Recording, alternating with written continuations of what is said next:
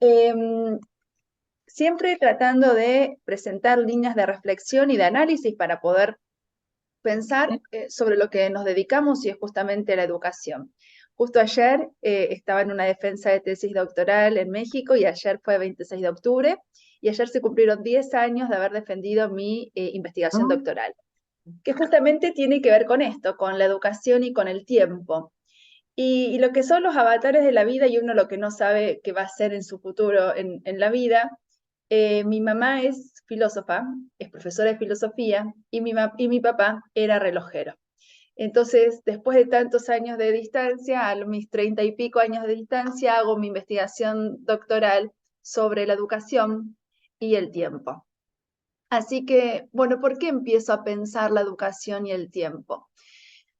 En realidad, el tema del tiempo es un tema apasionante y más específicamente en la educación en donde tanto hablamos del tiempo pero tan mal lo entendemos.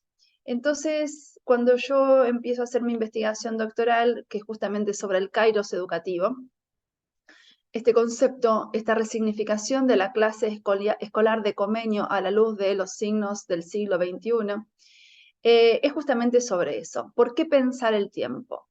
Y empecé también a pensar el tiempo y más específicamente cuando mis hijos empezaron la escolaridad y vemos todas las crisis o las cuestiones que tenemos que revisar hoy en la educación, que muchas veces lo sabemos, en realidad lo sabemos, pero que no nos damos cuenta cuando transitamos nuestras aulas, transitamos los trayectos educativos y cómo tenemos que revisar este concepto de educación y de tiempo.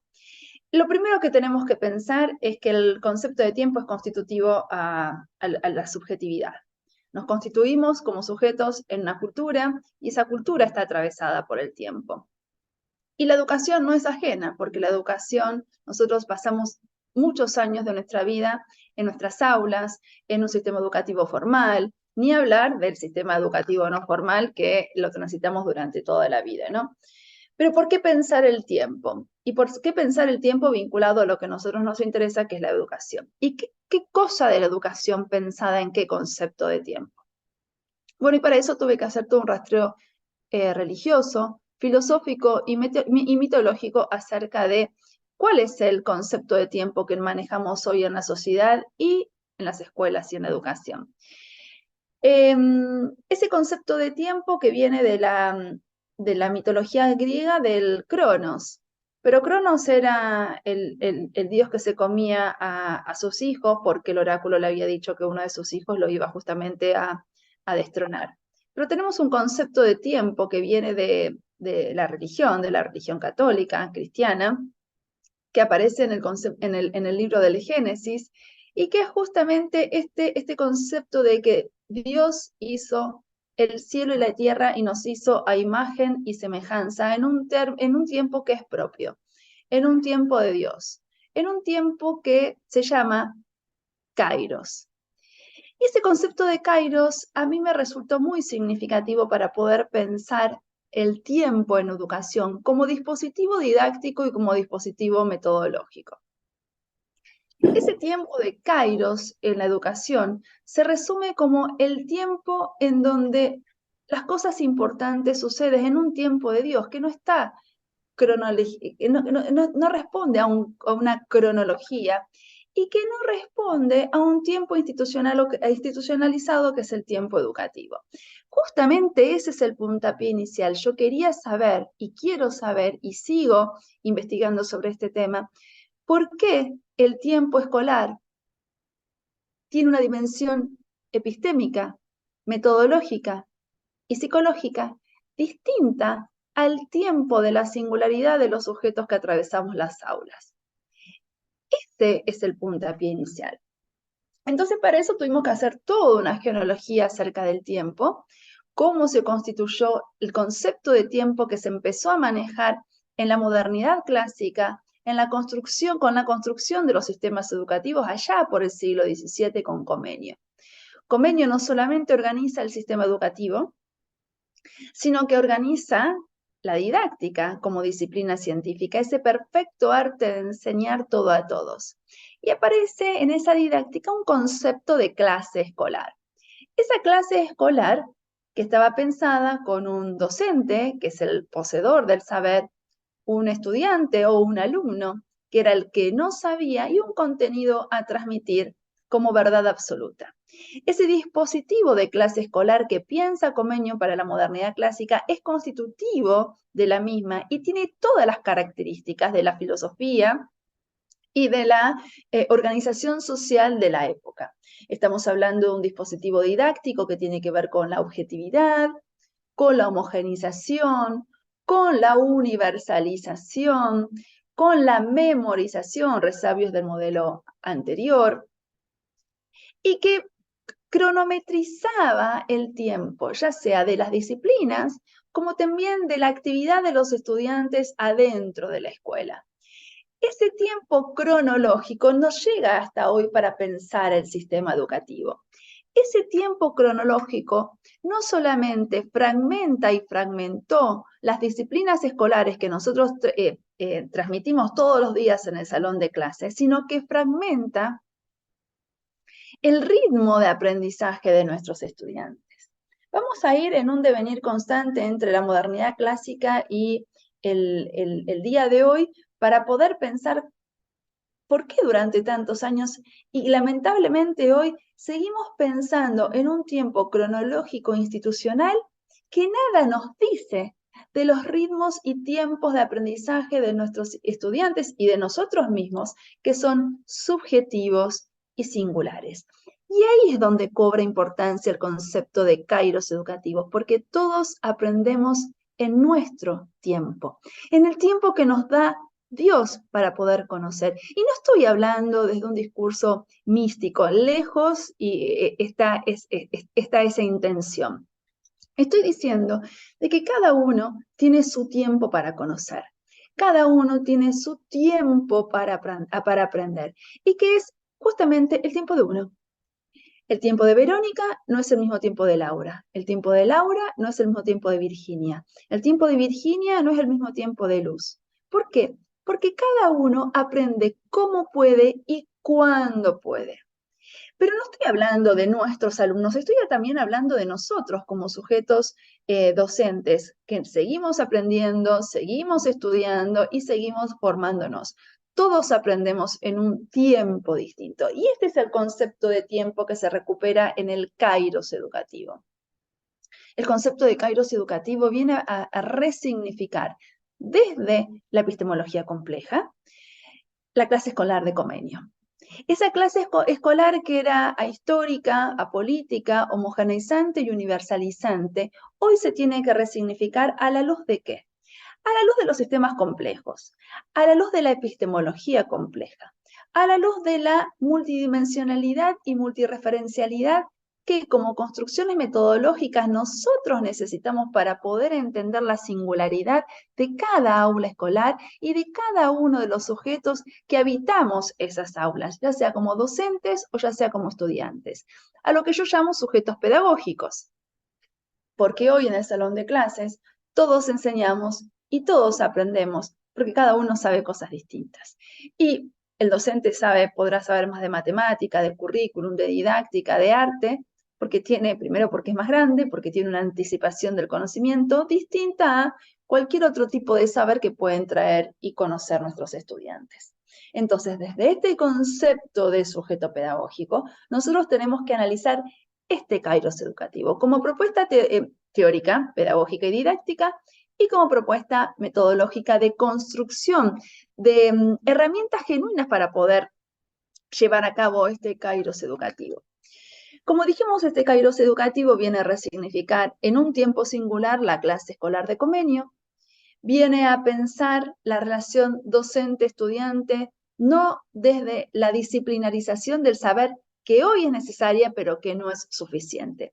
En la época de Comenio, con el surgimiento justamente de la disciplinarización del saber, se organizaba el saber a transmitir en las escuelas.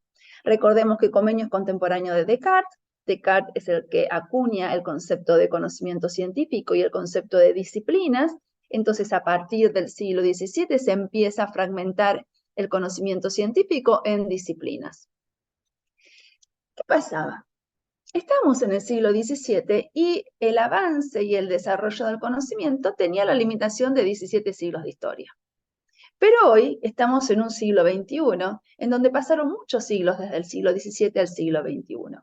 No solamente que pasaron muchos siglos, sino que también se conoció de modo distinto y hubo una rapidez inigualable en la construcción del conocimiento, sino que hoy tienen que aparecer nuevas categorías de análisis para poder pensar cómo se construye ese conocimiento en la diversidad y en la singularidad. Entonces hablamos de disciplinas científicas que hoy son necesarias, pero que no son suficientes, porque hoy en este kairos educativo nosotros tenemos que enseñar otras cosas necesarias para que nuestros estudiantes y nosotros mismos podamos vivir en esta sociedad. Que el calificativo que me parece que es el que mejor funciona es esta sociedad que cambia, que está siempre en crisis. Hay un autor, un psicólogo, que se llamaba Aldo Schlemenson, argentino, y él habla tiene un concepto muy interesante sobre la crisis. La crisis dice que es la irrupción de lo cotidiano. No está haciendo alusión a las crisis sociales, políticas y económicas del contexto. A eso él lo llama contexto turbulento. Pero dice que cuando hay un contexto turbulento, se producen las crisis adentro de las organizaciones y que el concepto de crisis está definido como la irrupción de lo cotidiano. Yo creo que hoy la educación está en crisis, que cotidianamente se irrumpe su razón de ser. ¿Por qué? Porque estamos todavía con criterios modernos y con estos estudiantes y nosotros mismos, con una lógica distinta para poder aprender y para poder enseñar. ¿Por qué digo con una lógica distinta? La construcción disciplinar del saber, por lo menos hasta el siglo XX, tenía una lógica clásica, la lógica clásica de Aristóteles, en donde se excluía aquellas variables o aquellas dimensiones de análisis que no se podían pensar y que no se podían controlar. A esto se llama sistemas cerrados. El sistema cerrado tiene una relación, tiene subsistemas, los subsistemas se relacionan entre sí mediante lógicas lineales, y este sistema cerrado lo que tiende es a mantener el status quo y a controlar el desorden, imponiendo siempre un orden. La modernidad clásica tenía muy en claro este concepto de sistema cerrado y construye las instituciones para poder garantizar el ordenamiento de la sociedad. La familia, el Estado, la iglesia, la escuela, las prisiones, los hospitales psiquiátricos, todas instituciones que servían para ordenar y mantener el status quo. Hoy, en esta sociedad del siglo XXI, no podemos pensar la educación, ningún hecho social, pero principalmente la educación, como un sistema cerrado. Lo tenemos que pensar como un sistema complejo, en donde los subsistemas que constituyen el sistema general tienen una organización, tienen interrelaciones, tienen interferencias y que están explicadas desde lógicas no lineales. ¿Y cuáles son las lógicas no lineales que Piaget, como precursor de este concepto de sistemas complejos o sistemas abiertos, se tiene que ir a ayudar? Se ayuda de la lógica de la termodinámica, las lógicas no clásicas de la termodinámica, para poder explicar estas relaciones azarosas e indeterminadas que se dan al interior del subsistema. Perdón, que se dan al interior del sistema general entre los subsistemas. Entonces nosotros, tomando este concepto de sistema complejo, tenemos que pensar la clase escolar. Pensemos que nosotros, las que estamos reunidos acá, los que estamos o las que estamos reunidas acá, conformamos un sistema, que es un sistema de clase escolar. Hay una persona que está enseñando y hay unos estudiantes que están aprendiendo, hasta un momento en donde se habilite el diálogo, en donde va a haber una relación de horizontalidad entre nosotros, que va a haber un intercambio entre lo que uno diga, la contestación del otro, las observaciones y los retrabajos. ¿Cómo se va a explicar eso? ¿Cómo se puede explicar la argumentación o la dialogía desde lógicas clásicas? no se puede controlar la voz del otro desde lógicas clásicas. Por lo tanto, ese fue el gran ausente en la estructura educativa de la modernidad clásica. La palabra del alumno estaba silenciada. No puedo controlar lo que el otro me va a decir. Por lo tanto, como no lo puedo controlar, tiene que repetir. Tiene que repetir lo que el docente dice. Entonces pregunto, ¿y la singularidad? ¿Y la creatividad? ¿Y la ignorancia? ¿Y el que lo tienen que volver a repetir porque no lo entendí? Pero hoy nos llenamos la boca, nosotros los educadores, de que nuestras aulas son plurales, diversas, heterogéneas, multiculturales, pero seguimos con la misma didáctica de Comenio, como decía él, enseñar una anatomía sin disección. Entonces, ¿qué es el kairos educativo? El kairos educativo es un dispositivo pedagógico, curricular, didáctico y metodológico que nos sirve para pensar las relaciones entre los sujetos intervinientes en el salón de clases, desde la construcción del conocimiento como entramado epistémico que nos posibilita el pensamiento complejo de Morán, las lógicas clásicas no lineales para poder entender lo imprevisto, lo indeterminado y lo azaroso.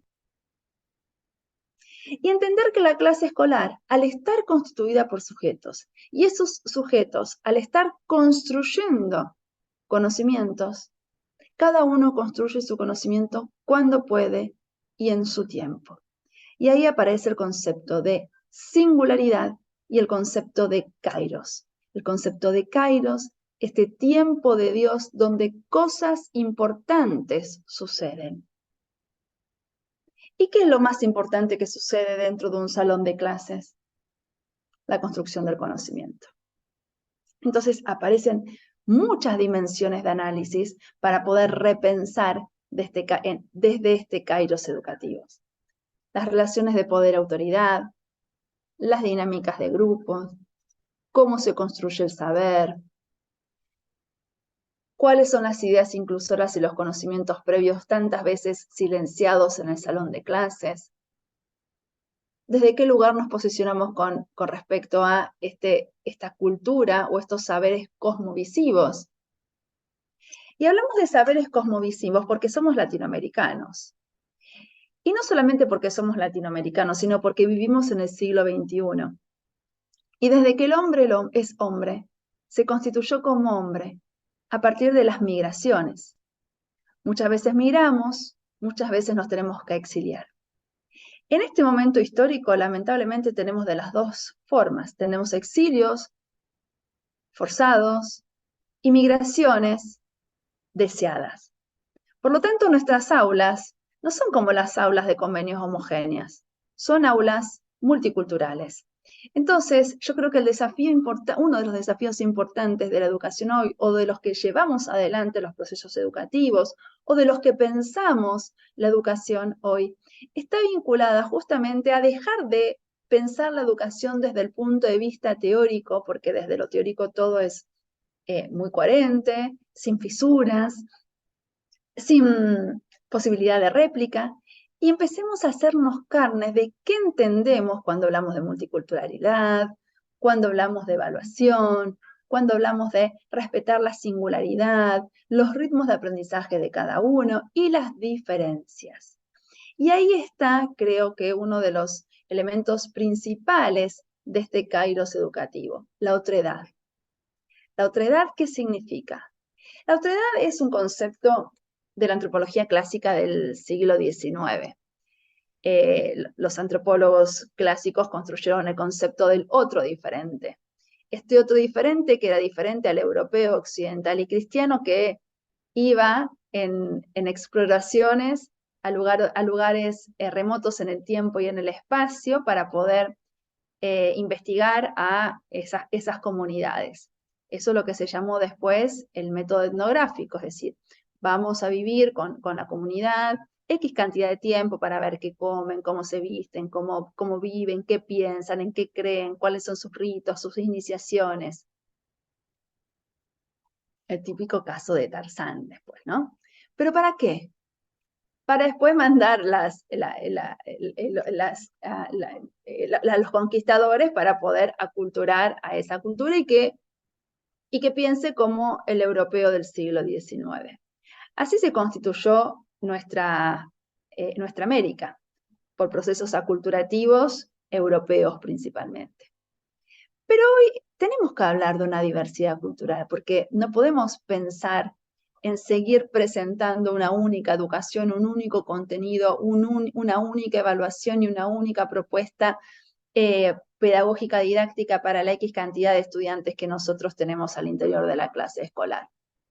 Y ahí vuelve este kairos educativo que dijimos, que se concibe desde un tiempo singular, en donde cada uno construye su relación con el conocimiento, desde lo que sabe, desde lo que ignora, pero principalmente en su tiempo psíquico, en su tiempo epistémico, y no en el tiempo cronológico instituido de la escuela.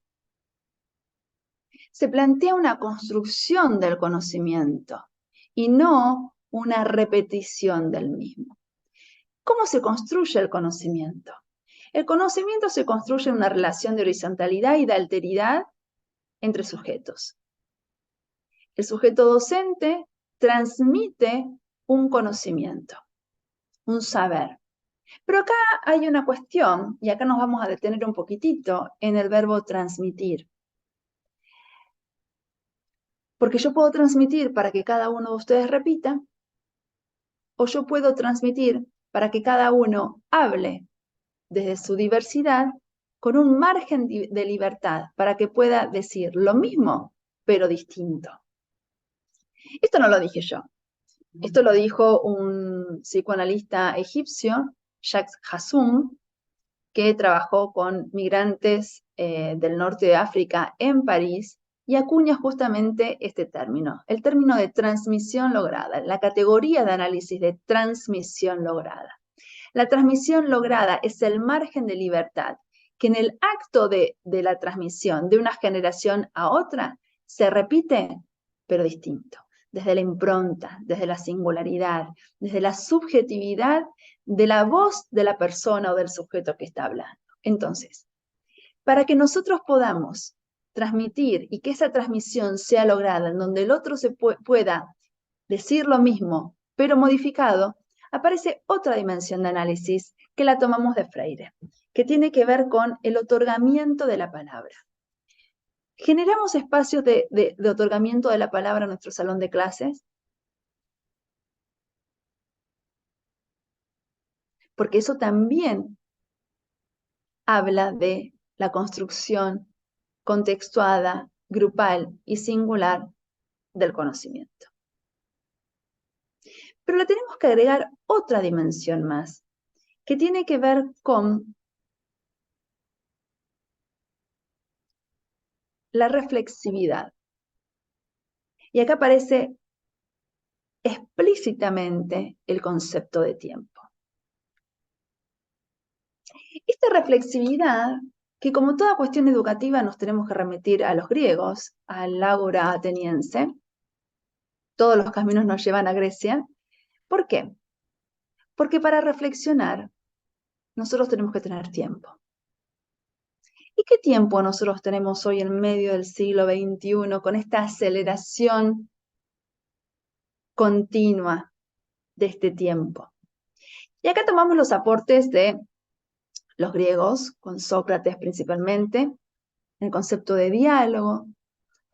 Tomamos los aportes de Byung-Chul Han para ver cómo nosotros tenemos que desacelerar esta sociedad, y él usa una metáfora preciosa que dice, para poder volver a sentir el aroma del tiempo, y después dice, y se jacta y se ríe diciendo como si el tiempo tuviese aroma, ¿no?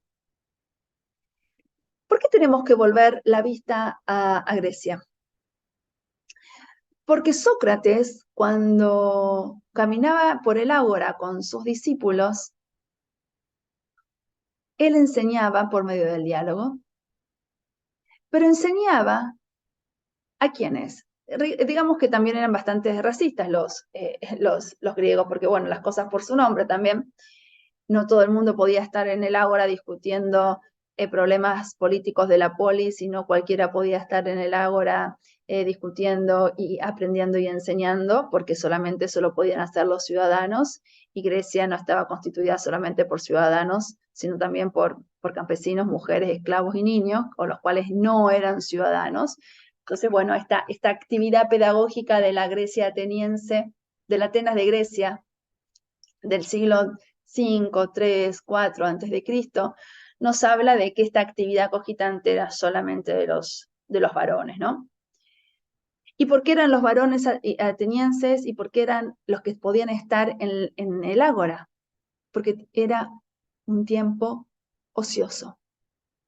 El ciudadano tenía un tiempo ocioso, que era un tiempo para no hacer nada, era un tiempo para pensar, era un tiempo para discutir. A eso se refiere al no hacer nada, porque la actividad era una actividad campesina o artesanal o de lucha, como tenían las personas que no eran consideradas ciudadanos.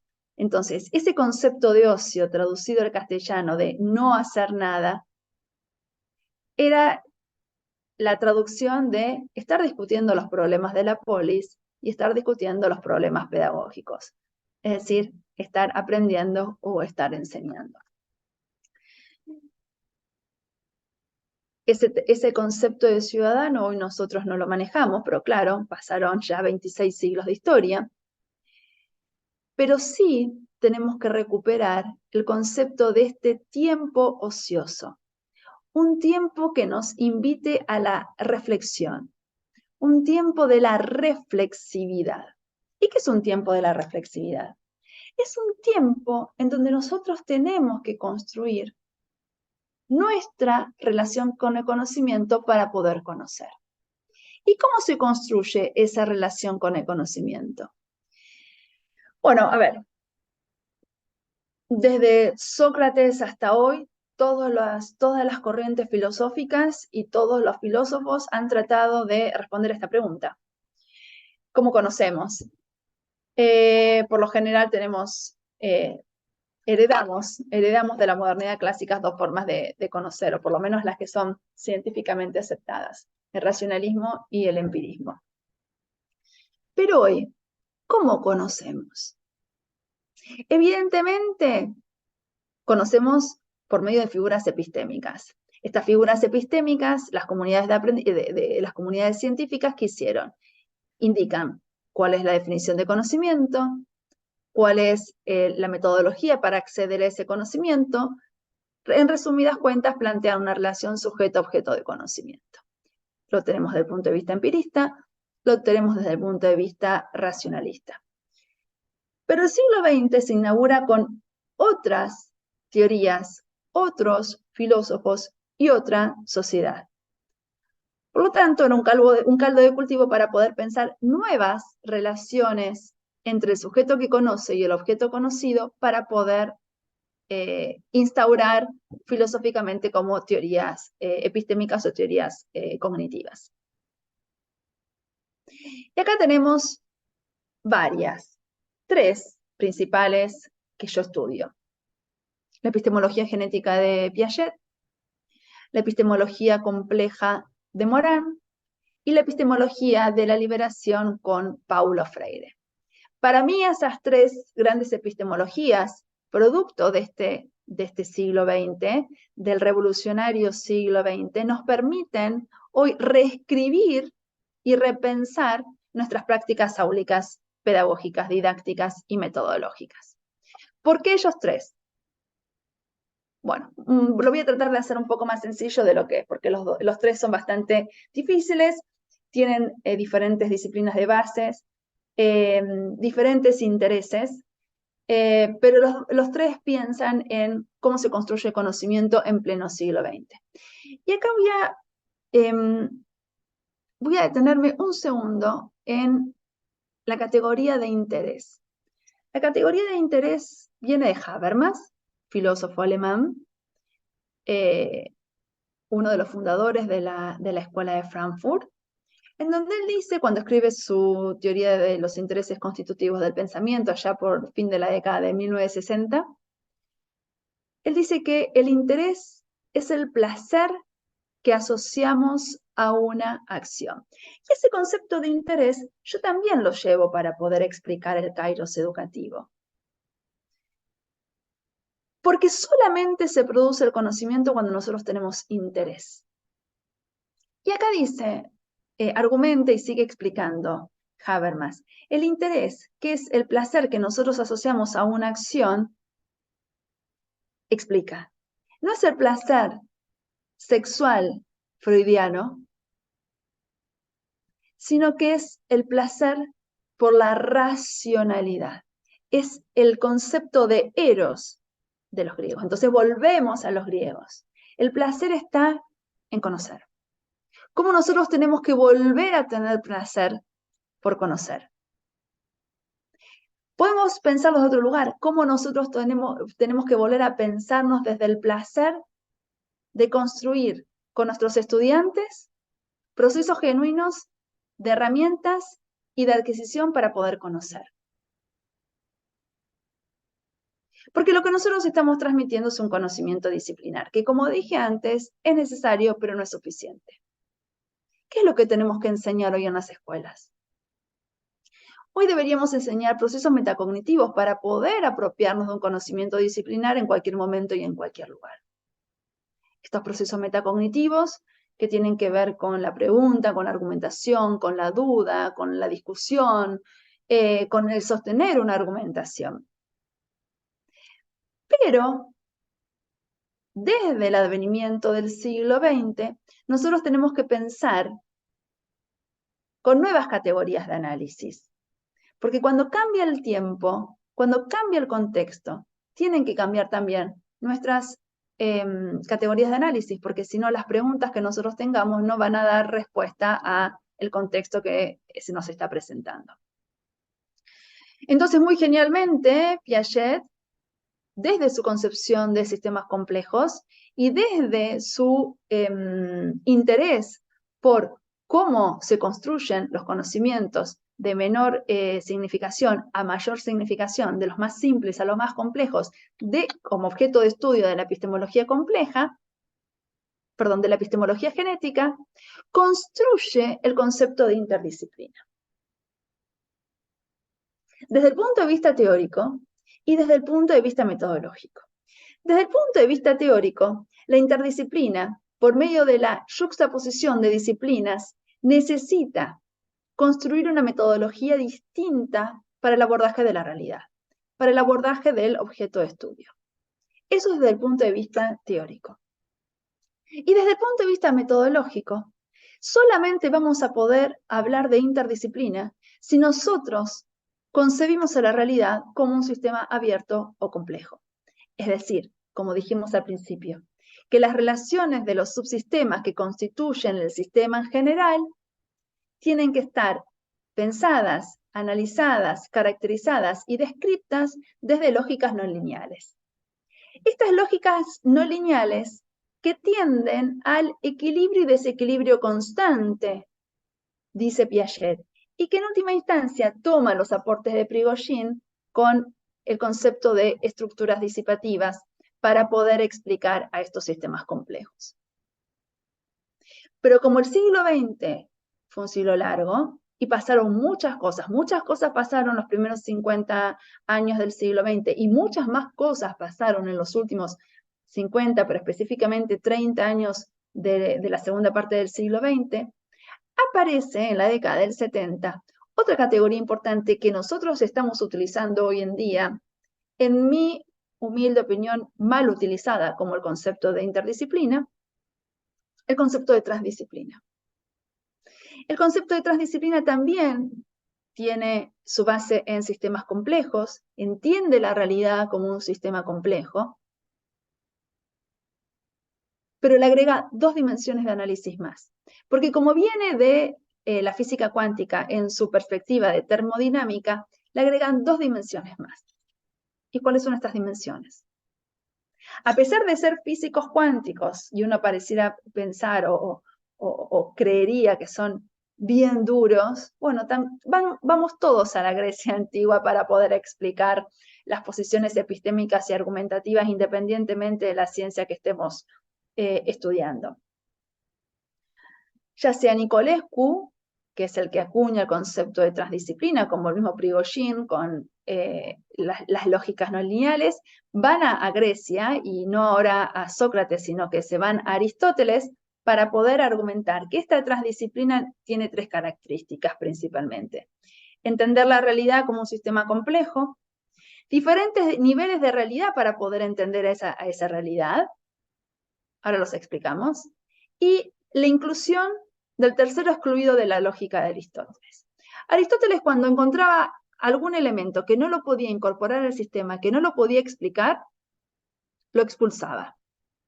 Esa es la lógica clásica de Aristóteles, que llega hasta Descartes y que llega hasta hoy.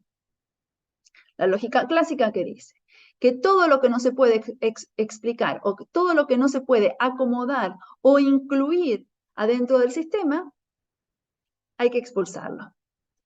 Los que tenemos varios años, ya somos como más viejitos, digamos. Yo me acuerdo cuando era muy chica y estaba en la escuela y decían, ay, fulanito es disfuncional. Ay, a fulanito hay que llevarla a la dirección porque es disfuncional. Y yo no sabía lo que era disfuncional en ese momento. Después con los años, ese disfuncional es el que no es funcionalista, el que no está ordenado, el que no entra en esta ordenación de Comte para que este sistema cerrado funcione al infinito. Ese es el disfuncional. Por eso ese disfuncional de la edad moderna se va a las cárceles, se va a la escuela, porque el alumno era el sin luz, y se va al psiquiátrico. Pero eso no viene de la edad moderna, eso lo dijo Aristóteles. Aquello que no lo puede incluir en un sistema, se excluye. ¿Y qué hacen los cuánticos? Nada, no lo excluimos, lo traemos, porque tenemos que entender o tenemos que pensar con otras lógicas distintas para poder incorporarlo a este nuevo sistema, que no es un sistema cerrado y ordenado y determinado, sino que es un sistema abierto, porque mantiene relaciones de energía y de materia con el contexto, porque las relaciones entre los subsistemas son indeterminadas, azarosas, impredecibles, y por lo tanto, en todas estas características, la lógica clásica de Aristóteles no entra para poder explicar. Por lo tanto, tenemos que tener otras lógicas explicativas. Y las lógicas explicativas vienen de estos dos lugares, de la termodinámica por un lado y de la epistemología genética de Piaget de otro lado. Lo que pasa es que nosotros a Piaget lo conocemos muy rudimentariamente, muy básicamente, y solamente la ley de sus estadios en cómo va evolucionando la inteligencia, y esa evolución de la inteligencia la llevamos cronológicamente a la escuela. Entonces nosotros tenemos que terminar a los 12 años con un pensamiento abstracto, de lo cual todos los que estamos dentro del sistema educativo sabemos que el niño hoy en Latinoamérica de 12 años todavía no piensa abstractamente. Y los que estamos en la universidad trabajando sabemos que hoy tenemos chicos en la universidad que todavía no piensan abstractamente. Esto tiene que ver con otra cuestión de Piaget, que es la filogénesis y la ontogénesis, que después, si sale una pregunta, lo vamos a explicar. Y los diferentes niveles de realidad de la transdisciplina, todo esto para hablar del kairos educativo como dispositivo, ¿no? Y los diferentes niveles de realidad que nosotros tenemos que entender para poder comprender qué es la transdisciplina, viene de la mano, es decir, Nicolescu no lo dice, Morán no lo dice nadie, pero se los digo yo. Tiene que ver con que hoy el mundo es más grande que Occidente. Esta pretensión europeizante con la llegada de Colón a América, de que el mundo se reducía a Occidente, al cristianismo y a Europa, hoy ya nos queda chica. Nos queda chico en función de lo que estábamos hablando antes, de las migraciones, en función del advenimiento del siglo XXI, con toda una corriente subjetivista y culturalista que empiezan a criticar todo este saber homogéneo occidental y cristiano, con lo que se llaman las políticas o las epistemologías del sur, de coloniales y poscríticas, ¿no? Entonces, estos niveles de realidad lo que plantean es que hoy los marcos argumentativos y epistemológicos para poder nosotros explicar nuestra relación con el conocimiento no solamente tienen que ser lógicas lineales o no clásicas, es decir, lineales, como sabíamos, el docente enseña, el alumno aprende, o de estímulos y de respuestas, de este saber disciplinar europeo, sino que también hoy resurgen como nunca antes las minorías culturales, étnicas, que hacen y demuestran y luchan porque su saber, sus cosmovisiones, empiecen a ser socializadas y tenidas en cuenta en el momento de la transmisión cultural. Eso tiene que ver con los diferentes niveles de realidad, tiene que ver con un conocimiento disciplinar, un conocimiento científico, un conocimiento mitológico, un conocimiento religioso. En realidad, lo que se debería transmitir hoy son cosmovisiones, que es mucho más que el conocimiento, ¿sí? La cosmovisión tiene que ver con una cuestión intrínseca de relación entre la religiosidad en cualquiera de sus manifestaciones, el sujeto y el contexto. Todo esto para poder explicar que no cualquiera puede dar clases, que el conocimiento no se da por generación espontánea, y que nosotros tenemos que conocer a la otra edad. El conocimiento a la otra edad lleva tiempo. Un tiempo que no existe en el sistema educativo porque nosotros hablamos de semestres, de cuatrimestres o de materias anuales. Y en un semestre, en un cuatrimestre, en un año, no conocemos al otro que está sentado delante de nosotros. No sabemos y no conocemos cómo ese otro construye el conocimiento. Por lo tanto, volvemos a pensar esta educación desde el punto de vista de un sistema cerrado, controlado, y no desde la creatividad, desde la libertad de un sistema abierto. La libertad aparece en el concepto con Freire. Justamente con Freire aparece esta conciencia liberadora en la actividad de praxis que tiene que realizar el docente con sus estudiantes para poder salir de la opresión. Y ahí aparece de nuevo el concepto de diálogo, este concepto de diálogo que invita a la otredad, que invita a la diversidad, pero principalmente invita a la palabra. Y ahí volvemos. Si nosotros habilitamos la voz y la palabra en nuestra clase, también tenemos que habilitar un tiempo distinto. Un tiempo, insisto, que no es cronológico, porque el tiempo cronológico, el tiempo de los relojes, el tiempo de las asignaturas, el tiempo de nuestros semestres, son tiempos institucionales. Y yo quisiera preguntarles, ¿cuántos de nosotros hemos aprendido en nuestro tiempo y no en el tiempo institucional?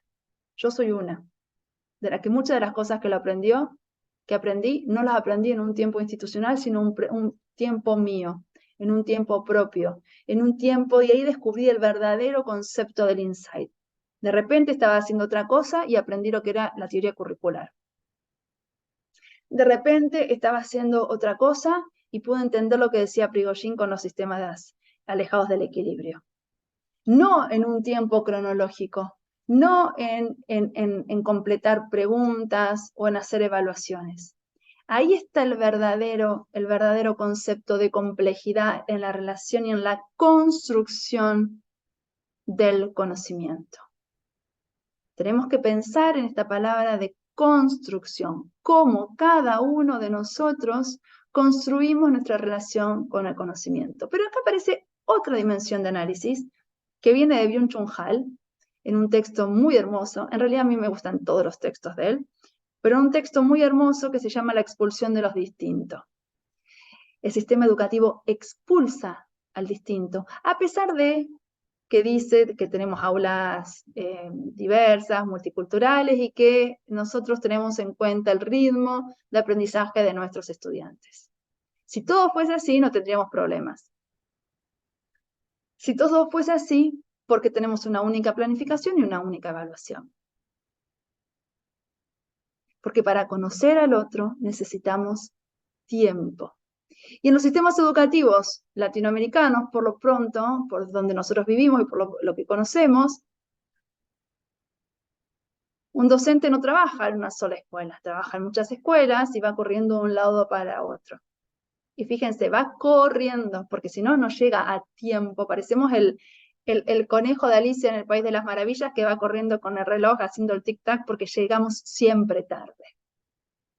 Entonces la pregunta es, ¿cómo detenernos en esta sociedad para que la cronología del tiempo se constituya en un kairos educativo en donde cada uno pueda construir su relación con el otro y con ese conocimiento a su propio tiempo?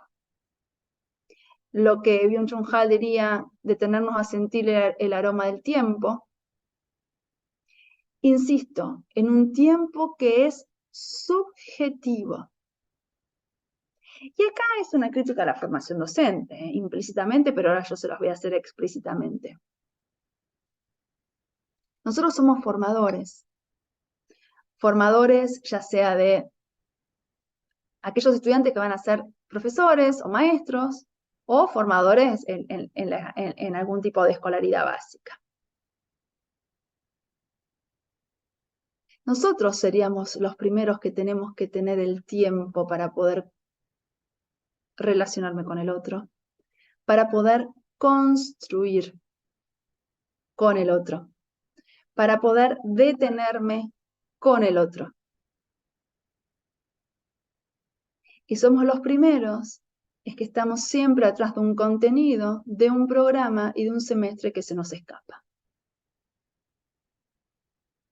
Por lo tanto, hasta que yo no me dé cuenta que en toda ciencia social, pero principalmente en la educación, se necesita un tiempo singular para, que es lo que es nuestro objeto de estudio, poder enseñar y poder aprender.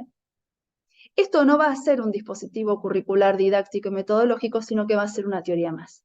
Que voy, que la leo, que la repito y que la devuelvo. La devuelvo a la biblioteca. Pero cuando yo empecé a estudiar complejidad, allá hace muchísimos años, hace más de 20 años, me encontré con un discípulo de Edgar Morán acá en Argentina que falleció en la pandemia, Raúl Mota, y él me dijo, Virginia, la complejidad es un estilo de vida. Bueno, el kairos educativo también es un estilo de vida. Yo tengo primero que considerar al otro en su singularidad para poder empezar ahí a construir con él significados, conocimientos, relaciones, vínculos transferenciales. Necesito de un otro, pero necesito de un tiempo que nos sea singular y que lo podamos construir entre los dos. ¿Utópico? No, en absoluto. Este concepto de kairos educativo surge en el 2013, tiene ya 10 años, y antes de que esté sistematizado en este concepto de kairos, yo lo hacía intuitivamente con mis estudiantes. Hay que detenerse. Tratemos de aprender a detenernos para sentir el aroma del tiempo de cada uno de nuestros estudiantes. Solo así vamos a poder hacer lo que hizo Freire en su Recife natal y que trascendió Brasil y llegó a todos lados. Solamente así nuestra práctica educativa, nuestra praxis educativa va a ser genuina práctica liberadora. Si no, vamos a seguir formando perfectos repetidores, que repiten lo mismo que nosotros, y no queremos eso. Nosotros vivimos en una sociedad en donde necesitamos más urgentemente, de enseñar no solo procesos metacognitivos para poder aprender cualquier cosa en cualquier lugar, sino que necesitamos enseñar en pleno siglo XXI, en octubre del 2023, con el ejemplo de la guerra tremenda en Medio Oriente en este momento, tenemos que enseñar tolerancia epistémica, democracia cognitiva y solidaridad epistémica. Eso habla de diálogo de saberes y diálogo de personas.